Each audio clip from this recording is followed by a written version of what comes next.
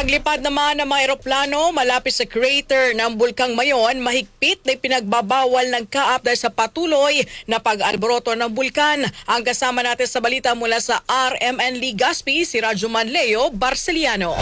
RMN Live Reports! Itong araw na nagbigay ng babala sa lahat ng mga airlines company ang kaap na bawal dumaan sa paligid na malapit sa crater ng Bulkan Mayon. Dahil anyang sa ulat ng PBOX, ito ay nagbabaga. Isa niyang mapanganib sa lahat ng mga airlines company ang dumaan sa naturang lugar dahil malakas ang kuryente ng naturang lugar. Pinayuhan ng kaap ang lahat ng mga piloto ng iba't ibang mga airlines company na inatan at anya ay humanap ng ibang ruta para maiwasan ang anumang sakuna na maaaring idulot dito dulot ng pag-alboroto ng Bulkan Mayon sa Albay. Lahat naman anya ng mga airlines company kagad ipinatupad ito na anya ngayon lamang na 3 araw para maiwasan ang anumang trahedya.